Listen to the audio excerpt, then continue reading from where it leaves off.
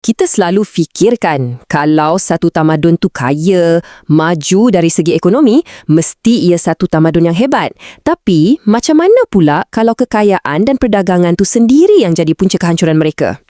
Hari ini, jom kita selami kisah kaum Madian, sebuah masyarakat yang sangat makmur dan kisah seorang Nabi yang diutuskan bukan untuk melawan musuh dari luar, tapi untuk menyelamatkan mereka daripada diri mereka sendiri. Cuba bayangkan satu kuasa besar ekonomi zaman dulu. Macam superpower lah, tapi versi purba. Perniagaan mereka ada di mana-mana. Kekayaan mereka melimpah ruah. Tapi, di sebalik semua kemewahan ni, ada satu rahsia gelap. Jenayah paling besar yang mereka lakukan ni bukan berlaku di medan perang, tak. Ia berlaku setiap hari di tempat paling sibuk, iaitu di pasar-pasar mereka. Okey, jom kita kenal dulu tempat ni. Untuk bahagian pertama, kita akan tengok dengan lebih dekat tentang Madian. Sebuah negeri yang nampak macam syurga dunia, penuh dengan kekayaan. Tapi pada masa yang sama, syarat dengan kerosakan. Jadi, siapa sebenarnya orang-orang Madian ni? Diorang ni bukan calang-calang orang tau. Dari segi keturunan, mereka adalah keturunan mulia, cicit kepada Nabi Ibrahim. Lokasi diorang pula, memang strategik habis. Terletak betul-betul di laluan perdagangan utama antara Syam, Mesir dan Tanah Arab. Lokasi inilah yang jadi enjin roket ekonomi diorang. Dari satu kaum biasa, boom, terus jadi satu tamadun yang super kaya dan berkuasa. Kat sini kita nampak dengan jelas, Madian ni seolah-olah ada dua muka. Sebelah kiri ni, muka yang diorang tunjuk kat dunia. Nampak hebat kan? Pasar meriah, pertanian menjadi, bangunan semua gagah, nampak sempurna. Tapi, tengok pula sebelah kanan. Inilah kebenaran yang tersembunyi. Hubungan mereka dengan Tuhan dah putus. Dan yang paling parah, dalam urusan bisnes dan ekonomi, integriti dah hancur lebur. Timbang menipu, sukatan mengelat, semua jenis penipuan dah jadi macam perkara biasa. Inilah yang dipanggil fasad. Kerusakan yang dah merebak ke seluruh negara.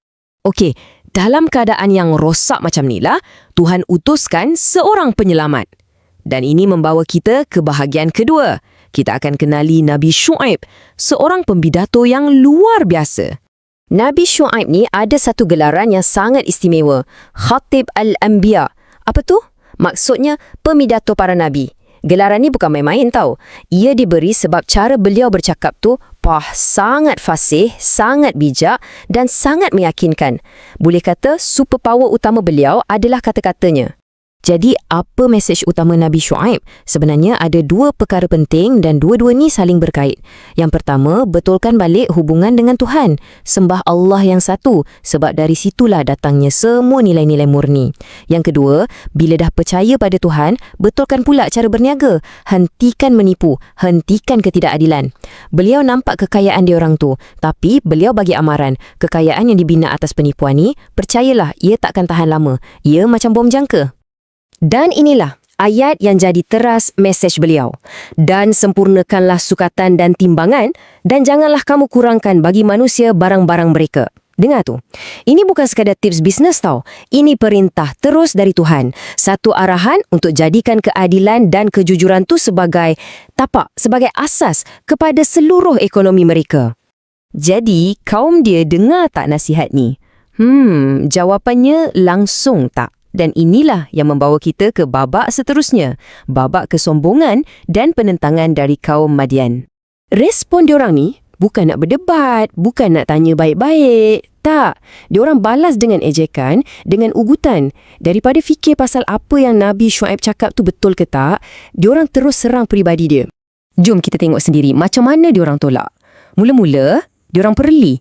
Diorang kata, solat kau ke yang suruh kita orang tinggal apa yang nenek moyang kita orang dah buat selama ni? Nampak tak? Bagi diorang, seruan untuk jadi jujur tu macam serangan kepada tradisi dan lubuk duit diorang.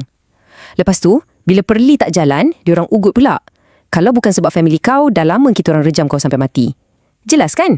Diorang tak lawan dengan fakta, tapi dengan ugutan. Dan akhirnya, konflik ni sampai ke kemuncak. Diorang bagi kata dua. Satu ultimatum yang memang tak boleh runding dah. Wahai Syuaib, sama ada kau dan pengikut kau keluar dari sini atau kau ikut balik cara hidup kita orang. Pilihan yang ada cuma dua. Dihalau keluar atau murtad. Memang dah tak ada ruang untuk berbincang lagi. Bila semua amaran dah tak diindahkan, bila semua nasihat dibuang macam tu je, maka tibalah babak terakhir. Babak yang paling dramatik. Kehancuran dan pengajaran. Okey, yang ni memang menarik. Hukuman untuk diorang ni bukan macam yang kita biasa dengar. Bukan banjir besar, bukan api dari langit, tak. Ia bermula dengan sesuatu yang lebih perlahan, lebih menyeksa. Satu bahang panas yang teramat sangat, gelombang haba yang menyesakkan nafas. Peristiwa seterusnya ni dikenali sebagai Hari Naungan Awan. Satu urutan kejadian yang sumpah memang mengerikan. Cuba kita bayangkan sama-sama. Dah berhari-hari panas terik azab. Tiba-tiba nampak satu awan gelap kat langit. Mesti diorang rasa, lega, nak hujan ni. Itu sebenarnya harapan palsu. Dalam keadaan terdesak tu, semua orang lari keluar, berkumpul bawah awan tu nak cari teduh. Dan masa itulah perangkap tu berfungsi. Tiba-tiba, tanah bawah kaki diorang bergegar. Gempa bumi yang sangat dahsyat. Dan dari atas, bukan hujan yang turun, tapi satu pekikan, satu bunyi yang memusnahkan segalanya. Tamatlah riwayat mereka. Dan Al-Quran merakamkan detik-detik akhir tu dengan sangat jelas. Gempa bumi menimpa mereka, lalu mereka menjadi mayat-mayat yang bergelimpangan di rumah-rumah mereka. Bayangkan, kehancuran total. Dalam sekelip mata je, tamadun yang dulunya megah dan sombong tu terus lenyap. Jadi, apa kesudahannya? Nampak beza yang sangat ketara. Puak yang menentang tu habis. Lenyap terus satu tamadun. Harta, bangunan, semua hilang macam tak pernah wujud pun.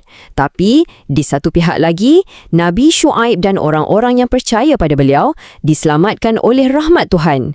Kisah mereka yang terselamat ni jadi bukti sampai bila-bila tentang kesan dari setiap pilihan yang kita buat. Okey, kisah ni bukan setakat cerita lama tau. Ia macam cermin untuk kita tengok diri sendiri. Ada beberapa pengajaran penting yang kita boleh ambil, yang relevan sampai sekarang. Pertama, menipu dalam bisnes ni, dia macam kanser. Dia akan makan masyarakat tu dari dalam, perlahan-lahan. Kedua, sombong, tolak kebenaran memang jalan pintas menuju kehancuran. Dan yang paling penting sekali, kaya macam mana pun kita, kalau tak ada kejujuran, tak ada integriti, semua tu rapuh je, ilusi semata-mata. Sebab akhirnya, keadilan Tuhan tu pasti akan sampai. Jadi, kisah kaum Madian ni tinggalkan kita dengan satu soalan besar. Soalan yang sangat relevan dengan dunia kita hari ni. Cuba kita fikirkan, bila untung, duit, keuntungan jadi matlamat utama dalam satu masyarakat, apa sebenarnya harga yang perlu kita bayar? Fikir-fikirkanlah.